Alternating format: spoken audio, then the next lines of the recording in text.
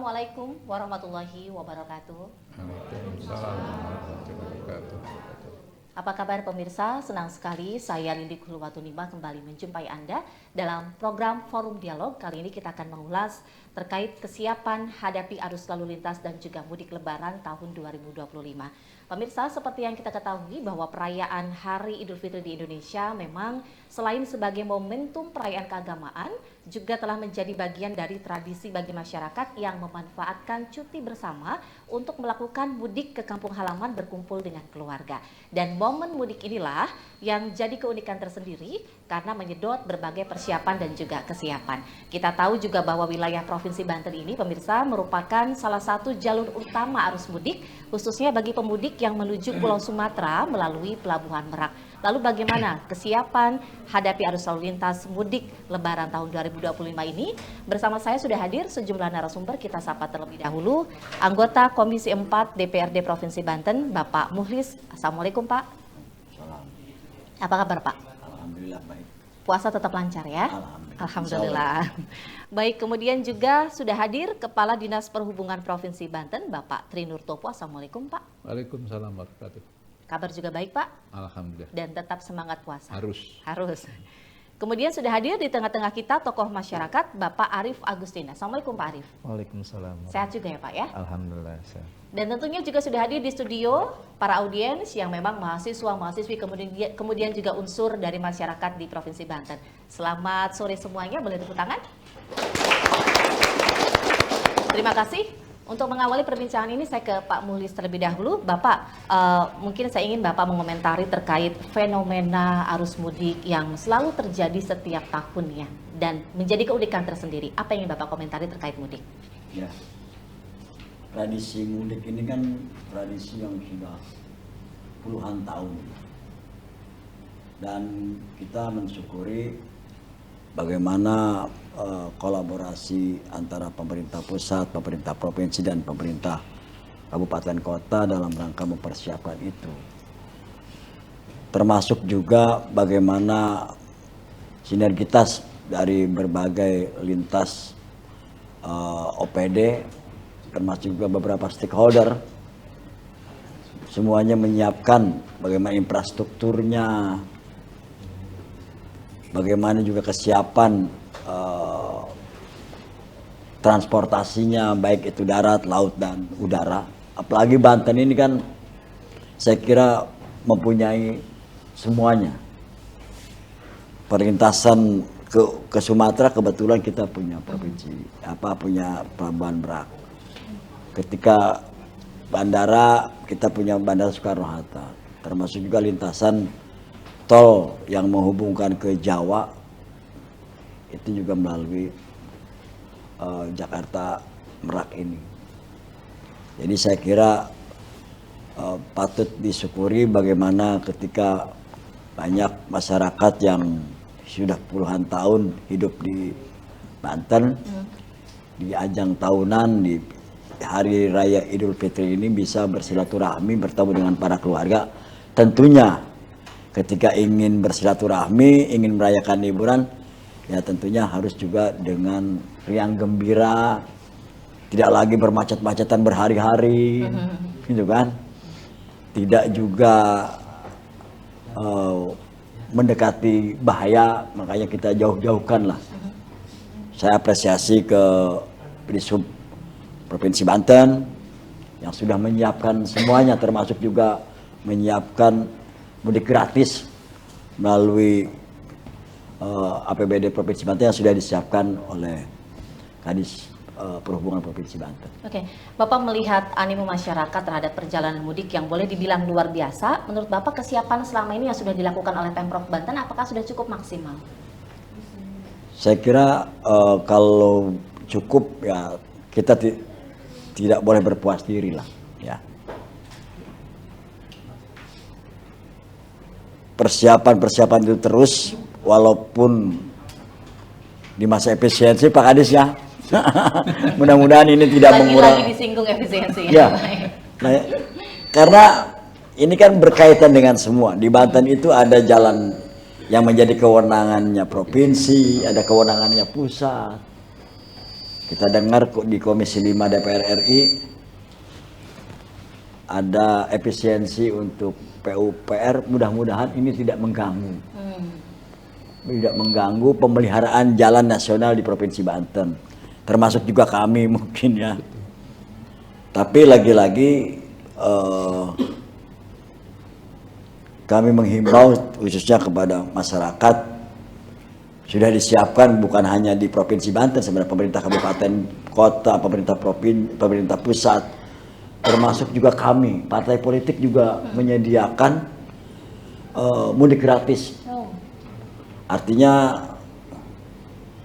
kalau yang mendekati bahaya, misalkan naik motor bertiga segala macam, lebih baik dihindari lah. Lebih baik kita mudik bersama-sama melalui bus yang sudah disediakan oleh pemerintah maupun seluruh stakeholder yang ada di Banten ini. Oke, saya ke Pak Kadis. Pak, dalam menghadapi arus mudik Lebaran tahun 2025 ini, apa yang sudah dilakukan atau yang akan dilakukan? Ya, terima kasih. Jadi ada 2 kriteria yang harus kita tiga. Satu adalah kita penyiapan infrastrukturnya, tadi Pak Mulih sampaikan. Yang kedua kita juga ada pengaturan berarti manajemen lalu lintasnya, karena pemerintah atau kita tidak mungkin menyediakan prasarana dalam rangka hanya untuk yang dihitung pada saat padat. Jadi kita harus melakukan manajemen. Yang ketiga juga kita menyiapkan angkutannya. Jadi ada 3 kriteria yang harus kita siapkan, dan kami perhubungan dan stakeholder termasuk kepolisian kita sudah menyiapkan mulai akhir tahun. Akhir tahun, jadi persiapan Nataru itu buat persiapan untuk tes Lebaran ini. Jadi mudah-mudahan kita bisa mengantisipasi, karena kemungkinan prediksi kami kalau tahun baru kemarin agak turun ya. Dari prediksi kami untuk yang Lebaran ini akan meningkat lagi. Nah, tadi data dari ASDP diperkirakan yang menaikkan 10%. 10%? Ya. Tahun ASDP. ini ya? Dibanding tahun sebelumnya? Ya. Oke, lalu tadi kan disebutkan oleh Pak Mulis bahwa harusnya perjalanan arus mudik itu adalah riang gembira karena kita mau kembali ke kampung halaman. Bagaimana upaya dari pemerintah Provinsi Banten agar tidak bermacet-macet? Betul, kita berupaya untuk itu karena apapun kita berupaya untuk tidak minimal orang pulang itu tidak ada beban, dalam arti beban waktu tadi. Kita berupaya untuk manajemen itu dalam rangka mengurangi terjadi kemacetan. Kita berupaya dengan teman-teman yang lain, apa SDP dan Pelindo, kita lakukan penyeberangan yang titik kritisnya kan di penyeberangan. Oke. Kita untuk Nabaran ini kita gunakan 3 pelabuhan, 1 pelabuhan Merak, 2 pelabuhan Ciwandan, 3 pelabuhan BPJ. Nah, di dalam manajemennya kita atur ini. Ada untuk yang ke Merak hanya untuk kendaraan penumpang, itu mobil pribadi, bus, dan mobil angkutan barang kecil. Kemudian untuk yang Ciwandan itu khusus untuk sepeda motor dengan kendaraan kelas 5B dan 6B. Yang terakhir di Bojonegara atau BPJ itu untuk kendaraan kelas 7, kelas 8, kelas 9. Jadi kendaraan berat itu di sana. Tapi juga harus diketahui bahwa ada larangan kendaraan berat lewat karena pada saat Lebaran. Itu yang dikecualikan hanya untuk yang barang-barang sembako, sekarang namanya bapok, barang pokok penting, bapokting, kemudian BBM yang harus segera selesai lah, dalam arti mungkin banyak tapi intinya ada kalau contoh yang barang-barang yang bangunan itu tidak boleh menggunakan berat-berat. Di 3 pelabuhan tadi? Ya, kita siapkan. Dalam kurun waktu berapa lama? Mulai tanggal 24 sampai tanggal 7. Artinya kurang lebih Hampir 2 minggu. Hampir 2 minggu, 14 harian ya. Hampir 2 minggu. Baik, sudah sejauh mana koordinasi yang dibangun selama ini dengan pihak-pihak terkait, Pak? Kita sudah sering rapat. Pak Menteri juga ada kunjungan ke perhubungan ke provinsi kemarin 2 minggu lalu. Tadi juga rapat lintas sektoral yang dipimpin oleh Pak Kapolda dan Pak Gubernur. Ini baru saja tadi jam 1. Maka tadi saya minta izin sama beliau jangan. Jadi kita sudah berupaya makin dekat makin intens, Bu. Nah, sekarang juga ada di Merak lagi ada kunjungan Komisi 5 DPR RI, dan Pak Menteri juga lagi ke Lampung karena juga dalam rangka penyiapan Pak Menteri Perhubungan, Pak Menteri Dalam Negeri sama Pak Menteri SDM. Oke. Kemudian saat ini dalam tahapan apa? Kita untuk finalisasi sudah ya, karena tetap harus ada improve terus. Kita harus lebih baik. Intinya adalah kita harus lebih baik dari tahun kemarin. bahasanya gitu. Nah, untuk mencari lebih baik kita cari alternatif yang dimungkinkan untuk perbaikan layanan seperti tadi. Barangkali apa yang diantisipasi perbandingannya antara tahun lalu dengan tahun ini agar yang terjadi tahun lalu yang tidak diinginkan tidak terjadi saat ini? Ya, itu tadi kita mencoba adalah yang dulu kita hanya mengoperasikan 2 pelabuhan ya, sekarang udah 3. Mudah-mudahan dengan peningkatan kapasitas juga kita. Dulu itu yang namanya Ciwandan tuh dia ke Lampungnya ada 2, ke Bakahuni atau ke Panjang. Ke Panjang tuh 6 jam, 5 jam sampai 6 jam dari itu yang sering diperkeluhkan oleh masyarakat. Sekarang ini di Lampung sudah hasil koordinasi dengan teman-teman Lampung sama ini kita sudah dapatkan namanya Wika Beton. Jadi semua yang kapal yang dari Ciwandan nanti ke Wika Beton, nggak di Bakahuni, karena Bakahuni kan nanti biar berpasangan langsung sama Merak, itu sudah sama-sama 7. Nah, yang Ciwandan tambah nih ke Wika. Kita sementara tidak memprogramkan dari Ciwandan ke Panjang, jadi hanya 2 itu. Kalau yang BPJ kan memang dia sudah punya pasangan, di sana juga punya dia sendiri, jadi sudah banyak itu. Jadi kita mencoba dengan mengurangi tidak ada BBB dalam arti hanya untuk yang BB hanya yang di Lampung yang itu, kemudian yang Merak sama Bakahuni hanya berpasangan itu. Jadi mudah-mudahan tidak ada kredit gitu. Baik, saya ke Pak Arief. Pak, memandang penting untuk kesiapan mudik ini, menurut Bapak apa hal mendasar barangkali yang harus dipersiapkan oleh pemerintah ataupun juga pihak terkait? Tapi kita tahan dulu jawabnya Pak, dan pemirsa Banten TV kita akan ulas di segmen berikutnya tetap di Forum Dialog.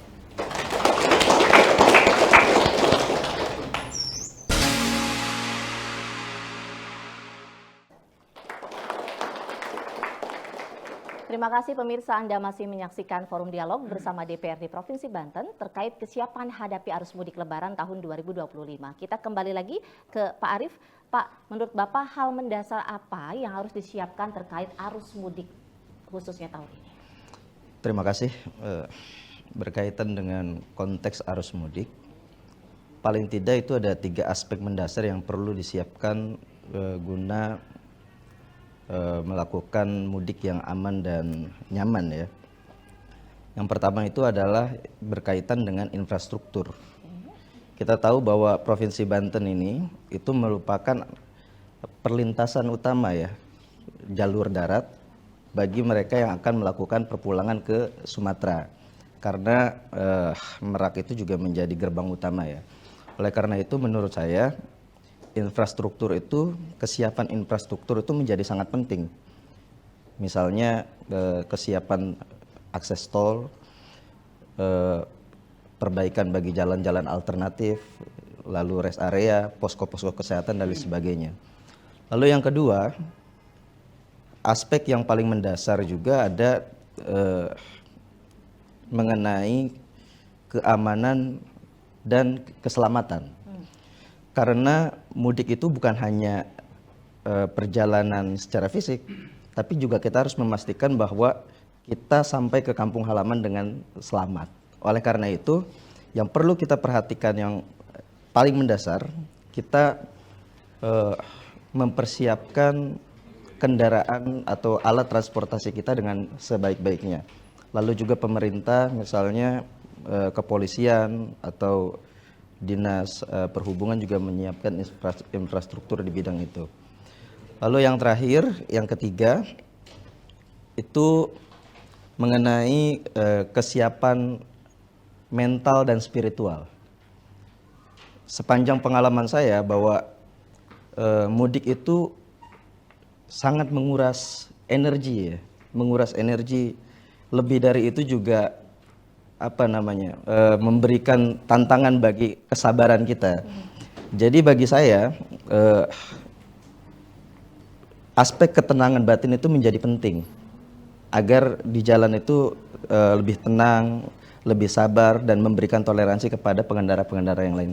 Kira-kira 3 aspek itu yang menjadi dasar kita mudik dengan nyaman, kira-kira begitu ya. 3 aspek tadi ya, ada infrastruktur, keamanan dan keselamatan, kemudian juga mental dan juga spiritual. Saya ke Pak Mulis. Pak, tidak dipungkiri salah satu mungkin keluhan yang sering kali dirasakan oleh para pemudik adalah infrastruktur. Bapak juga yang di Komisi 4 yang membidangi infrastruktur dan pembangunan, apa yang ingin Bapak soroti terkait infrastruktur ini? Ya, pertama di Banten khususnya bagi kendaraan yang baik yang mau melintas ke Sumatera maupun yang ke Pulau Jawa ini tidak lepas dengan jalan tol. Nah, jalan tol ini juga kami Komisi 4 juga sudah melakukan komunikasi, termasuk juga bagaimana secara intens kami melakukan pengawasan bagaimana persiapan infrastruktur termasuk juga pemeliharaannya. Dan kami lihat jalan tol Merak Jakarta juga saya pikir kami sudah siap dalam minggu terakhir ya Pak Tri ya. Hamin 10 sudah siap, sekarang juga sedang dilakukan. Dan kami juga mendengar bahwasanya apakah Jakarta Merak ini salah satu tol yang dapat diskon ya? Dapat diskon ya? Ada diskon? Ada diskon. Berapa persen Pak? 20%. 20% lumayan ya? Tidak sepanjang hari. Hanya momen mudik saja? Hanya tanggal kan usaha 27 tanggal 24, 25, 26 bos. Jangan ada jadwal. Puncak arus mudik mungkin lah. Bukan, enggak di luar. Jadi gini Pak, tujuan enggak apa ya? Enggak apa-apa. Jadi gini, kenapa dikasih diskon tidak wajib mudik? Karena berharap orang biar nyebar, Pak. Biar tidak semua di mudik pas tanggal itu. Ya. Jadi biar tidak saat puncak yang diprediksi Ya. puncak tadi ya. Oke, silakan Ya. kembali Pak. Itu salah satu Ya. strategi dari pemerintah. Meskipun kadang-kadang masyarakat yang mudik juga kalau nggak macet nggak kerasa mudik. Karena mudik biasanya Iya, bermacet-macetan. gitu. makanya kita rubah ya Baik, secara baik. Pak Kadis Hub ini kita rubah pola pikir yang seperti itu. Ya. Mudik iya, nyamannya juga iya, Selamat, Bu. selamatnya dan juga riang gembira. Betul. Wah betul. Selama di bawah kadisnya Pak Tri ini Ya. mudiknya nyaman. Amin. Dan saya harapan juga kita yang mudik termasuk juga ada mungkin dari wilayah lain yang mudik justru datang ke Banten juga. Datang ke Banten, bukan Ya. yang dari Banten keluar Iya, ya. bukan dari Banten keluar. Ini yang dari luar masuk ke Banten juga. Penyiapan infrastruktur ke selatan segala macam juga sudah terus kami lakukan khususnya pemeliharaan jalan yang menjadi kewenangan provinsi. Artinya infrastruktur di Banten saat ini sudah mantap begitu. Sudah kami persiapkan. Mudah-mudahan kemarin kami berdiskusi dengan Kadis PU di H-10 juga sudah siap. Terutama yang kemarin kena Longsor. longsor Efisien. Sudah longsor, baik. Karena memang itu bencana yang tidak bisa kita prediksi. Ya, saya ke Pak Kadis kembali. Pak, tadi kan Bapak memang menyebut bahwa kemungkinan akan ada peningkatan begitu kan jumlah pemudik untuk tahun ini. Artinya persiapannya juga ditingkatkan kembali kah? Kalau itu jelas harus kita tingkatkan, makanya juga ada strategi pemerintah, kebijakan pemerintah. Kebijakan pemerintah harus kita dukung juga, pengertian harus kita apresiasi. Satu adalah adanya WFA, WFA. Work from Anywhere. Jadi orang bisa kerja dari manapun. Ya. Dan saya harapkan orang tidak, kan mulai tanggal 14 tuh, 24 hari Senin. Jadi sebelum itu bisa pulang, dia sampai kerja bisa di rumah. Kemudian kebijakan juga libur anak sekolah yang mulai tanggal 21. Ini kita berharap dengan kebijakan itu kan nyebar, nggak numpuk. Sebenarnya selama tidak numpuk, itu sebenarnya normal-normal saja dalam arti, katakanlah flat gini sih biasa. Tapi yang jadi masalah kan numpuk pada saat hari terus mau lonjak, itu yang akhirnya agak terjadi kan itu. Jadi kita berupaya, kita komunikasi semua, rapat-rapat, akhirnya ada kebijakan-kebijakan oleh pemerintah pusat lah, karena kan kebijakan nasional itu yang digunakan. Termasuk adalah untuk nyebar itu, yaitu tadi diskon. Orang biar nggak semua, prediksi awal adalah kita 27, 28, 29. Itu puncak, prediksi awal. Tapi dengan adanya libur anak sekolah sama WFA, kami berharap tidak. Apalagi ada diskon yang sebelumnya, mudah-mudahan orang memanfaatkan itu, walaupun 20%, tapi kalau kecil lah, tapi kalau kita berharap ada dampaknya. Jadi tidak numpuk 27, 28, 29, tapi bisa geser ke depan. Jadi orang tidak melonjaknya tidak panjang, tapi agak flat gitu. Itu yang kita gunakan. Artinya nanti puncak arus mudik bukan di tanggal 27, 28, 29 seperti yang diprediksi sebelumnya? Sementara masih, Sementara cuman tidak melonjak, tidak tinggi banget lah gitu. Jadi kita tetap itu karena orang tanggal merahnya kan tanggal itu 28 karena cuti bersama, 29 nyepi. Nah ini perkiraan tetap ini, tapi kami berharap tidak melonjak, tidak terlalu drastis lah gitu. Tapi naik boleh, tapi tidak normal. Tadi kalau naik sedikit kan pagi udah habis biasanya. Tapi kalau naik gini biasanya sampai agak siang. Itu yang akhirnya numpuk ke belakang. Baik, Pak, tadi Pak Arief menyebut ada beberapa aspek terkait mudik ya. Kalau tidak salah satunya adalah keamanan dan keselamatan. Terkait ini, bagaimana koordinasi dari Pemprov dengan pihak terkait untuk keamanan dan keselamatan para pemudik? Ya, kalau keselamatan kan kita sudah komit bahwa transportasi berkeselamatan. Ya. Siapapun yang menangani transport harus berpandangan keselamatan. Keamanan kita harus sudah ada teman-teman yang kepolisian. Kepolisian kan badan keamanan mungkin dengan TNI juga ada itu. Jadi untuk keselamatan keamanan kita sudah koordinasi dengan semua yang terkait. Kita dalam menyiapkan angkutan lebaran tidak hanya dipanjang hanya kelancaran lalu lintasnya tapi juga keselamatan juga termasuk. Kalau keselamatan karena itu sudah standar kita yang namanya keselamatan sebagai transportasi berkeselamatan bahasanya gitu. Adakah mungkin target untuk penurunan angka kecelakaan lalu lintas misalnya? Kita jelas harus menurunkan, targetnya turun dari tahun sebelumnya. Nah, kalau angka dibilang zero, tujuan kita semua zero. Iya. Tujuan kita zero, tapi ya kita sampai gimana caranya menekan untuk tidak terjadi kecelakaan dulu. Tapi berharap tidak minimal lebih kecil dari tahun sebelumnya. Oke, saya ke Pak Arief kembali. Pak, jika mudik adalah suatu kebiasaan masyarakat yang memang sudah menjadi perhatian pemerintah, lantas menurut Bapak, apa saja hak yang harus didapatkan oleh pemudik agar mereka aman dan lancar saat mudik dan saat sampai ke kampung halaman tentu saja? Terima kasih. Memang di Indonesia ini mudik itu menjadi semacam tradisi ya. Apalagi pemerintah pusat termasuk pemerintah daerah ini memberi perhatian khusus terhadap fenomena mudik yang ada. Jadi karena ini menjadi perhatian yang sangat penting, ada beberapa poin yang menurut saya itu menjadi hak bagi para pemudik. Yang pertama itu adalah hak mengenai informasi yang akurat dan transparan. Jadi pemudik siapapun dia yang ingin melakukan perjalanan bisa mengakses rute jalan, lokasi posko-posko keamanan, bisa juga cadangan bahan bakar ya BBM, bisa juga tentang jalan-jalan alternatif. Itu yang pertama. Lalu yang kedua, bagi mereka pemudik yang melakukan perjalanan menggunakan mode transportasi umum misalnya, pemerintah juga mesti memastikan bahwa kendaraan yang akan digunakan itu layak pakai. Karena itu hak bagi pemudik ya. Lalu yang kedua bahwa kendaraan itu memenuhi standar keselamatan. Lalu tidak overload gitu. Selanjutnya di luar yang dua itu bagi saya jaminan mengenai hukum dan keamanan juga menjadi penting. Karena kadang-kadang momentum mudik ini banyak sekali fenomena kriminal ya, misalnya terjadi penipuan, terjadi kejahatan di lalu lintas dan lain sebagainya. Dan yang terakhir menurut saya adalah mengenai akses transformasi akses yang bisa diakses oleh publik yang nyaman. Misalnya begini, kan banyak pemudik yang melewati Banten ini berada di luar daerah. Bisa jadi dia itu berasal melakukan perjalanan dari Surabaya dan lain sebagainya, bisa dari Jogja dan lain sebagainya. Oleh karena itu menurut saya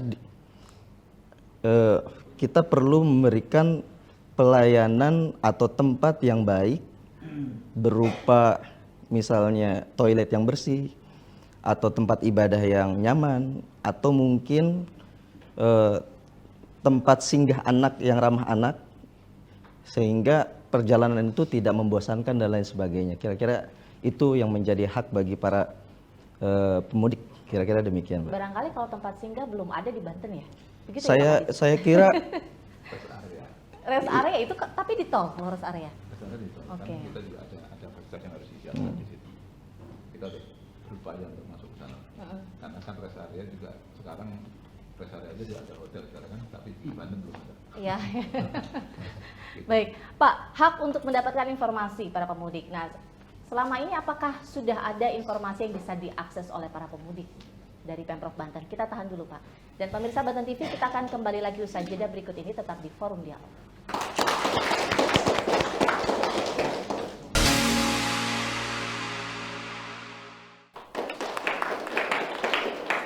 Pemirsa, terima kasih Anda masih menyaksikan Forum Dialog bersama DPRD Provinsi Banten terkait kesiapan arus mudik Lebaran tahun 2025. Kembali lagi ke Pak Kadis, Pak, para pemudik harus mendapatkan hak informasi. Bagaimana Disub memberikan informasi seluas-luasnya terhadap para pemudik? Ya, terima kasih. Jadi fasilitas informasi sekarang sudah barang semua orang bisa mengakses. Kita informasikan di Banten.id bisa, Banten Prop ya, Banten.id, kita juga ada akses ke sana, kita juga menyiapkan dengan Disub Banten.id ada. Jadi terus untuk yang tol mungkin bisa mengakses ke MMS. Jadi kita karena kalau dalam satu wadah kita riskan untuk takut ada blank itu. Jadi kita gunakan adalah masing-masing kita ASDP juga ada. Kita juga ada, kita semuanya ada. Jadi secara umum semua institusi disediakan, termasuk kepolisian juga disediakan. Kita mau kemana sih? Silahkan diinfus ke masing itu. Oke. Gitu. Lalu bagaimana dengan kelayakan transportasi umum? Ya, jadi untuk yang angkutan umum, baik kapal, baik pesawat, mau bis, itu sudah dilakukan ramcek namanya. Jadi ramcek itu pengecekan di lapangan. Kayak di terminal, kita ada beberapa kali melakukan di terminal Kabupaten mau di Merak. Kemudian penyeberangan juga sudah dilakukan. Terus yang kapal penerbangan juga sudah. Jadi mudah-mudahan kita sudah menyiapkan itu, termasuk itu karena standar tadi Pak. Kita harus keselamatan, kita ramcek sudah. Gitu. Oke, sudah siap begitu ya Pak ya? Insya Allah lah. Insya Allah kita siap karena kita harus, ya itu tadi penyelenggaraan transportasi yang keselamatan itu termasuk adalah sarananya itu, kesiapan sarana. Iya, saya ke Pak Mulis. Pak, apa dukungan dari DPRD Banten perihal kelancaran untuk arus mudik Lebaran ini? Ya pertama jauh-jauh hari dalam hal budgeting ya tentunya semua yang terkait persiapan mudik bukan hanya untuk mudiknya, arus baliknya juga kita persiapkan. Bagaimana mensosialisasikan bagi para pemudik, termasuk juga mengadakan mudik gratis, termasuk juga menghimbau tadi seluruh stakeholder baik itu perusahaan-perusahaan, partai politik segala macam agar ketika memberikan mudik gratis bagi masyarakat atau karyawannya ya tentunya berkoordinasi dengan pihak Disub di Provinsi Banten juga di kabupaten kota.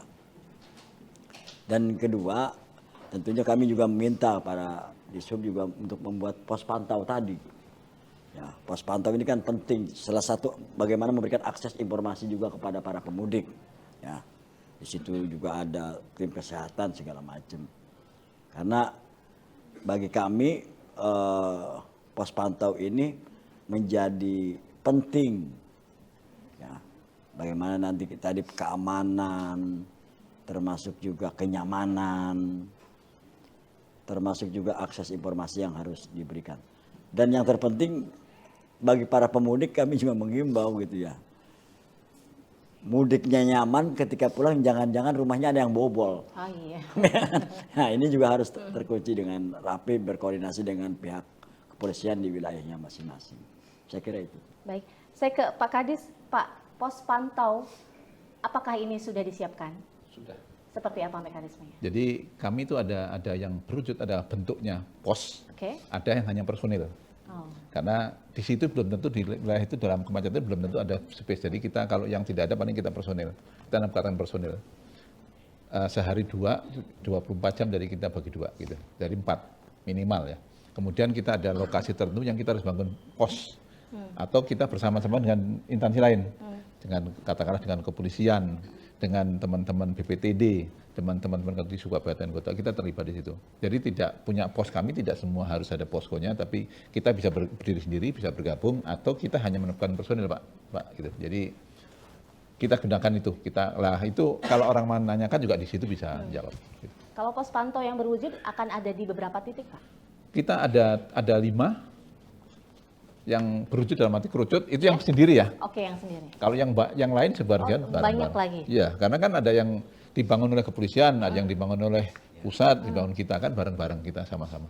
Karena nama pos itu kan terpadu lah bahasanya. Karena terpadu kita semua, termasuk kesehatan juga bisa di situ. Dan apa yang bisa didapatkan para pemudik dari pos pantau itu? Kalau pos pantau hanya mengatur lalu lintas. Ada pos pam, ada pos yan. Kalau pos pam ini hanya pengaturan lah Pak, dan mungkin hanya informasi. Kalau yan itu bisa di situ ada kesehatan, ada teman-teman yang kesehatan, mungkin ada yang lain lah. Jadi kalau ada dua pos pam atau pos yan. Kalau posyan yang biasanya kita kayak di Merak ada pos pom, ada posyan. Tapi di jalan belum tentu. Mungkin ada posyan tertentu gitu. Jadi kan ada kita menyediakan fasilitas untuk teman-teman yang kecapean istirahat. Nah itu ada posyan gitu. Baik, Ya. saya ke Pak Arief. Pak, terkait mudik dalam perkembangannya, fenomena mudik itu kan terus mengalami perubahan ya Pak Arief ya. Pengaruhnya karena dinamika sosial dan juga perubahan zaman yang menyertai. Kalau menurut Bapak, bagaimana agar mudik ini bukan hanya suatu budaya, tapi juga ada ruang kebermanfaatan bagi sokongan untuk pembangunan daerah? Memang fenomena mudik ini selalu berevolusi dari waktu ke waktu, dari zaman ke zaman ya. Kalau kita berbicara sejak lama, memang fenomena mudik ini sudah ada sejak zaman Majapahit, dari zamannya Raden Wijaya ya. Lalu kalau misalnya berkaitan dengan ruang kebermanfaatan bagi daerah, kita tahu bahwa setiap kali orang melakukan mudik, itu selalu membawa mode apa yang kita sebut dengan tradisi konsumtif. Sebenarnya bagi daerah tertentu, jika mereka mengalami semacam fluktuasi bagi orang-orang yang melakukan perjalanan ke daerah itu, tradisi konsumtif ini bisa dimodifikasi. Misalnya daerah tersebut membuat semacam kerajinan tangan atau membangun akses-akses wisata, atau juga mempromosikan kuliner-kuliner kedaerahan yang ada tersebut. Itu yang pertama. Yang kedua, biasanya orang yang berasal dari urban atau dari perkotaan lalu pulang ke desa, selalu ada diaspora pemikiran yang jauh lebih maju ya, lebih modern. Saya kira transformasi ilmu pengetahuan yang masyarakat bawa dari perkotaan dibawa ke desa, itu juga menjadi aspek positif. Misalnya kita mudik ke daerah tertentu, keterampilan yang kita bawa dari kota itu bisa ditransformasikan ke daerah tersebut gitu loh. Termasuk juga tradisi pemikiran dan lain sebagainya. Lalu yang terakhir, menurut saya di luar yang normatif seperti itu, bahwa kebermanfaatan yang tertuang di dalam tradisi mudik itu adalah merekatkan tradisi persatuan gitu. Bayangkan mereka ada yang di daerah mana, lalu dalam waktu yang bersamaan mereka bisa berkumpul dan sebagainya. Itu juga membangun semacam kemanfaatan bagi establishme suatu negara bangsa. Kira-kira demikian. Artinya begitu banyak sebenarnya manfaat dari mudik itu sendiri ya. Yeah. Kita kasih kesempatan untuk audiens yang ingin bertanya. Boleh sebutkan namanya, lalu sebutkan pertanyaannya. Silahkan. Langsung saja. Ya, mic-nya boleh. Waalaikumsalam warahmatullahi wabarakatuh. Kenalkan, nama saya Risma. Saya mau bertanya Bapak, pentingnya dilakukan sosialisasi rekayasa lalu lintas selama arus mudik, kemana masyarakat bisa mengakses sosialisasi itu? Terima kasih. Waalaikumsalam warahmatullahi wabarakatuh. Berikutnya boleh silahkan berdiri. Iya, langsung saja. Assalamualaikum warahmatullahi wabarakatuh. Waalaikumsalam warahmatullahi wabarakatuh. Perkenalkan, nama saya Farhan. Izin bertanya Pak, buat Bapak DPRD, bagaimana agar pemudik memanfaatkan pos-pos pelayan yang disiapkan oleh petugas gabungan? Dan menurut Bapak, apa manfaat pos tersebut? Apakah juga telah disosialisasikan dengan baik? Terima kasih. Baik, terima kasih kembali. Terakhir, silahkan. Assalamualaikum warahmatullahi wabarakatuh. Waalaikumsalam. Nama saya Sofi. Saya izin bertanya Pak. Mudik terkadang ada saja hal-hal yang tidak diinginkan, misalnya kecelakaan lalu lintas. Nah, menurut Bapak, bagaimana agar kecelakaan lalu lintas ini bisa ditekan selama arus mudik Lebaran? Terima kasih. Baik, terima kasih kembali. Dan nanti kita akan ulas dari pertanyaan tersebut di segmen akhir usai jeda berikut ini, tetap di Forum Dialog bersama DPRD Provinsi Banten.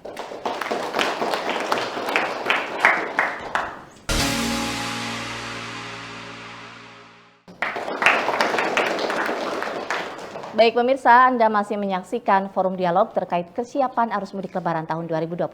Tadi sudah ada pertanyaan dari sejumlah audiens yang ada di studio. Kita langsung lempar ke para narasumber. Pertanyaan pertama dari Risma tadi. Mungkin kita lempar ke Pak Kadis ya, terkait pentingnya dilakukan sosialisasi rekayasa lalu lintas selama arus mudik. Kemana masyarakat bisa mengakses sosialisasi itu? Silakan Pak. Akses itu kita sudah menyebarkan sosialisasi dari awal. Kayak yang namanya SKB, Surat Keputusan Bersama antara Dirjen Perhubungan Darat, Dirjen Perhubungan Laut, Dirjen Bina Marga dan Kakor Lantas, itu dalam rangka pengaturan lalu lintas. Itu sudah ditandatangani hari 2 hari yang lalu dan itu langsung di-share ke teman-teman media. Jadi untuk menyuarakan isu. Kita juga katakanlah contoh, mulai tanggal sekian sampai tanggal sekian satu arah, itu kan sebenarnya sudah terinfo. Ya, nah itulah cara kita menyampaikan hasil rekayasa lalu lintas yang disampaikan oleh pemerintah. Di SKB itulah sebenarnya kayak detail mengutamakan itu. Kemudian contoh lagi adalah pada saat sekarang mungkin kalau teman-teman mau nyebrang itu mulai Lebaran ini tidak ada eksekutif, tidak ada eksekutif, semua reguler Pak. Yang eksekutif semua diturunkan kelasnya. Jadi kita untuk mempelajari itu. Jadi itu sudah kita informasikan masyarakat. Jadi kita berupaya dengan kita menginformasikan mungkin persiapan sebelumnya terus sampaikan ke teman-teman media itu lebih efektif menurut kami. Oke. Gitu. Atau mungkin ada medsos yang bisa diakses milik Disub? Kali itu menggunakan pusat karena itu kebijakan pusat. Lebih enak ke pusat karena kan ke Kementerian Perhubungan. Kalau di Sub kan kami spare-nya pendek. Kami bisa, cuman akan lengkan ke sana juga. Lebih bagus langsung ke Jakarta. Baik. Gitu. Pertanyaan berikutnya dari Farhan, ini untuk Pak Muhlis. Bagaimana agar pemudik memanfaatkan pos-pos pelayanan yang disiapkan oleh petugas gabungan? Dan menurut Bapak apa manfaat pos tersebut? Apakah juga mungkin sudah disosialisasikan dengan baik menurut Bapak? Ya, saya kira tadi sudah disampaikan oleh Pak Kadis, pos ini kan bukan hanya sekedar pos pantau, juga ada pos pelayanan, ya pos pengamanan, ya di situ juga ada berbagai macam lah. Kadang-kadang juga banyak relawan-relawan juga yang ikut bagaimana mengamankan arus mudik ini. Mensosialisasikannya ya tentunya karena mudik ini menjadi sebuah tradisi, ya saya kira pos-pos itu seperti yang disampaikan oleh Pak Kadis, ada yang berwujud, walaupun ada yang tidak berwujud, tapi pasti ada petugas-petugas di situ. Tapi yang jelas bagaimana dukungan kami di DPRD terhadap Dishub, juga bagaimana kolaborasi antara seluruh stakeholder, baik itu OPD-OPD terkait maupun stakeholder yang lainnya dalam rangka mewujudkan mudik yang nyaman, aman, dan tentunya selamat. Baik, pertanyaan terakhir tadi dari Sofi, mungkin bisa dijawab dengan Pak Arief. Mudik terkadang ada saja hal-hal yang tidak diinginkan, misalnya kecelakaan lalu lintas. Menurut Bapak bagaimana agar kecelakaan lalu lintas ini bisa ditekan selama arus mudik Lebaran? Iya, itu bisa kita mulai dengan tiga aspek ya. Yang pertama itu kita memastikan bahwa kondisi kita ini prima, fisik kita ini baik. Kadang-kadang orang memaksakan udah ngantuk bawa kendaraan terus akhirnya kecelakaan. Lalu juga kita memastikan kendaraan yang kita gunakan itu juga dalam keadaan yang baik juga. Kita cek olinya, remnya, air radiatornya dan lain sebagainya untuk memastikan atau menekan angka kecelakaan. Lalu yang terakhir, ini kita harus mengikuti rambu-rambu lalu lintas. Kadang-kadang orang kalau mudik kan suka manuver sembarangan, membuat yang lain kesal, akhirnya balap-balapan dan lain sebagainya. Nah itu juga menurut saya 3 poin ini menjadi hal penting untuk menekan angka kecelakaan. Kira-kira demikian. Baik, saya ingin mungkin Pak Kadis menambahkan. Ya, jadi kesiapan yang tadi disampaikan Pak Arief, kendaraan maupun orang. Yang kedua adalah patuhi lalu lintas. Dan itu wajib lah dalam arti. Kita juga harus memberitahukan titik lelah kita, Pak. Karena orang nyetir itu ada titik lelah. Iya. Apalagi motor. Titik lelah motor sama mobil lebih sedikit. Ini yang harus dihitungkan. Jadi contoh, jangan karena ingin nyampe ke kampung, saya dari Jakarta sampai Surabaya nggak istirahat. Itu kan tidak memperhitungkan titik lelah kita. Itu yang, jadi selain kesiapan itu juga titik lelah kita. Jangan sampai dipaksakan ya tadi, karena ngejar target, katakan harus sampai Surabaya, nggak memperhitungkan lagi, ini dah konsentrasi nggak habis. Jadi titik lelah dan konsentrasi itu yang harus jadi. Baik, saya ke Pak Arief lagi. Pak, menurut Bapak, sudahkah Banten menjadi daerah perlintasan mudik yang aman dan nyaman selama ini?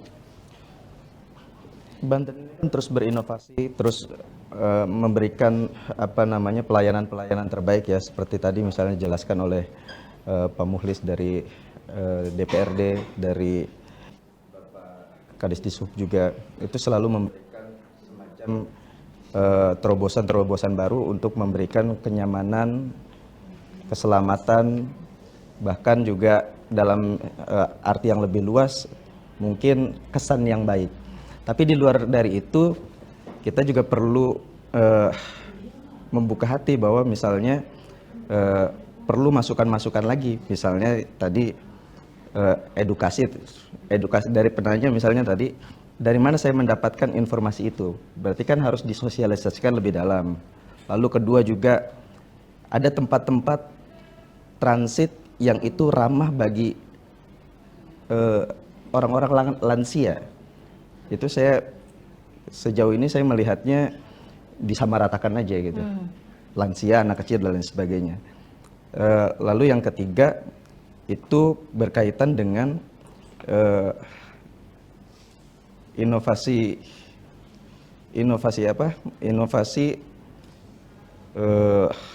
transportasi ya. Tadi saya baru tahu juga Pak, kalau misalnya ternyata yang eksekutif disamaratakan itu kan inovasi bagus menurut saya. Kira-kira demikian Pak. Baik, saya ke Pak Muhlis lagi. Pak, setiap tahun kesiapan arus mudik kan harusnya memang selalu dievaluasi. Apakah Bapak sudah melihat terus-menerus tiap tahunnya dilakukan evaluasi dan selalu ada perbaikan di Banten? Saya kira agar tidak ada puncak arus mudik yang begitu menanjak, ini salah satu inovasinya tadi ya, meskipun kebijakan pusat tapi disinergikan dengan kebijakan provinsi. Termasuk juga bagaimana Dishub secara mandiri juga memberikan mudik gratis melalui APBD.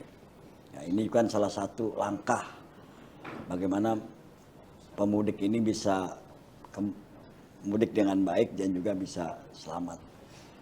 Nah, ke depan mungkin salah satu inovasi yang harus dilaksanakan karena memang salah satu lintasan yang mudik nyebrang dari Merak ke Bakauheni ini, ya tentunya Pemprov dulu wacana sudah ada mau bikin big rest area. Ya.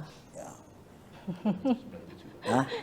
97. Ya, Kilometer 97. Ya, jadi kalau emang nanti ini terjadi, ya bisa dilaksanakan big rest area di Pelabuhan Merak ini, yang salah satu wasanya di KM 97. Saya kira ini menjadi modal yang baik agar ini ke depan tadi sebuah yang disampaikan oleh Bung Arief Agustin agar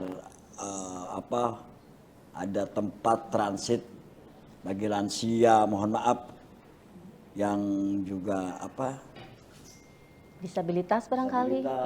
Termasuk juga anak-anak balita, ini juga ada penanganan khusus. Oke, baik. Saya ingin ke Pak Kadis lagi. Pak, barangkali sedikit spill terkait mudik gratis. Ini kapan berlangsungnya? Oke, terima kasih. Ya, jadi untuk yang mudik gratis sudah kita launching mulai tanggal 2 Maret jam 00. Seketika habis kan, Pak? Yang sudah langsung habis itu yang ke Jawa Tengah, Jawa Timur. Itu 1 jam, 2 jam habis. Terus yang Jawa Barat sampai jam 4 ya. Jam 4. Kemudian yang sempat agak-agak sampai satu hari, 2 hari selesai masuk itu baru yang ke arah kita tarik. Jadi kita ada 2, Bu. Mbak. Kita orang dari Banten keluar itu yang ke 5 provinsi, Jawa Timur, Jawa Tengah, Jogja, Jawa Barat, dan Sumatera Selatan. Kita juga narik dari luar ke dalam. Itu dari Jogja dan dari Bandung. Ini yang agak lama yang ini, yang Bandung. Maka yang Jogja semalam juga habis juga, yang Bandung agak. Jadi mungkin karena dekat ya mungkin kita. Jadi nggak nyampe sehari lah, rata-rata nggak sampai sehari itu langsung habis. Berapa ribu itu Pak? 1440, jadi yang keluar 1260, yang balik ini 180. Jadi hitungannya kami nyiapkan bis 32 bis, satu bis isinya 45. Kami nyiapkan yang nyaman Pak, karena kita minta di situ ada toilet juga. Jadi itu 1440, mudah-mudahan saya salah nggak ngitung. Jadi 1260 yang keluar, yang 180 yang balik, yang ke arah Banten ya. Kami sudah koordinasi dengan teman-teman mahasiswa yang ada di sana. Oke, kita siapkan dan itu yang sudah kita tampung oleh teman-teman. Dan rencana kami tanggal 26 berangkat dari KP3B. 26 Maret ini ya? Oke. Untuk yang dari Bandung, itu yang 22, itu satu bis, Jogja satu bis, Bandung satu bis, tapi yang satu itu sama-sama tanggal 26, balik ke sini. Artinya animo masyarakat terhadap mudik gratis ini cukup tinggi ya Pak? Alhamdulillah. Baik. Jualannya laris katanya. Tapi tidak ada untung kan? Oh, enggak, guyonnya gitu. Iya, baik. Kita sudah berada di penghujung acara. Kita minta closing statement dari masing-masing narasumber. Mungkin dimulai dari Pak Arief terlebih dahulu. Silakan Pak, closing statement-nya. Iya.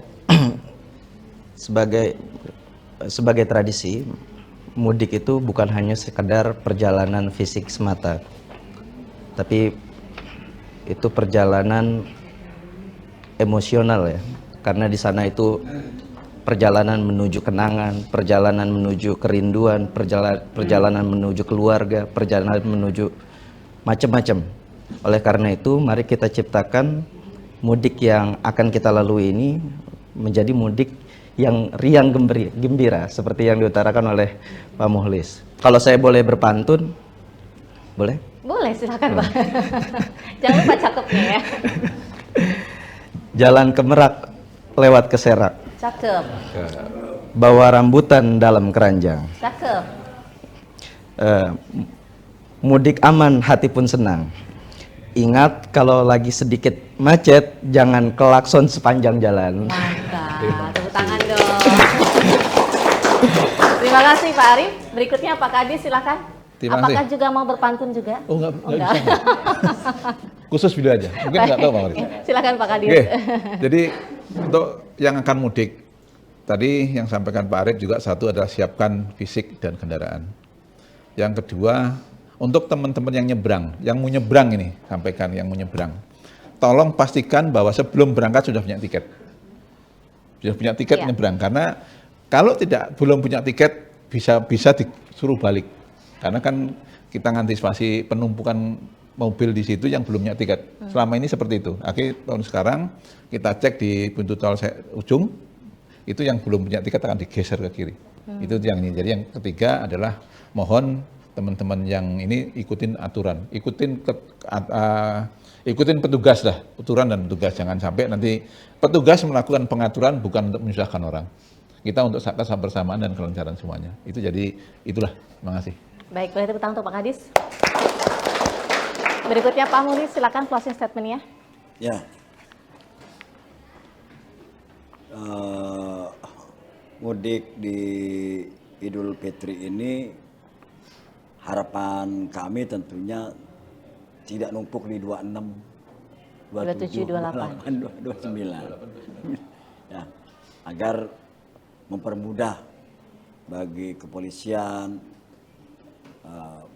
Dishub untuk mengatur lalu lintas ini dalam merekayasa ini. Makanya harapan saya pada rekan-rekan yang mau mudik dari Banten ya tentunya hati-hati di jalan. Ya mudah-mudahan nanti bisa kembali dengan selamat dan saya pikir ketika kembali tidak perlu membawa saudara lagi lah. Karena saya pikir pembangunan juga sudah merata, bukan hanya betul. Di Banten tapi sudah juga di wilayah-wilayah. Baik, boleh tepuk tangan untuk Pak Mukhlis?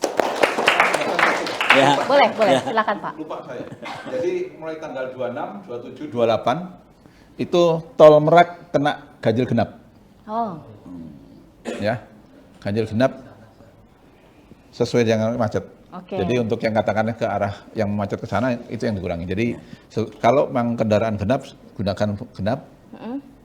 Kalau kendaraan ganjil gunakan ganjil. Jangan sampai nanti dikeluarkan lewat jalan ini dan kemungkinan tidak bisa nyebrang karena tiket itu sekarang tiket yang ada di Merak itu sudah kaitan dengan mobil yang akan digunakan. Baik. Karena kan masukkan nomor kendaraan, kalau dikatakan hari besok genap, punya mobil ganjil nggak akan ketemu. Baik. Lupa saya takut salah. Informasi baru lagi kan. Terima kasih Pak Arief, Pak Kadis dan juga Pak Muhlis, dan juga terima kasih untuk audiens yang sudah hadir. Dan pemirsa, demikian forum dialog bersama DPRD Provinsi Banten. Selamat melakukan perjalanan mudik, selamat sampai tujuan. Wassalamualaikum warahmatullahi wabarakatuh. Waalaikumsalam.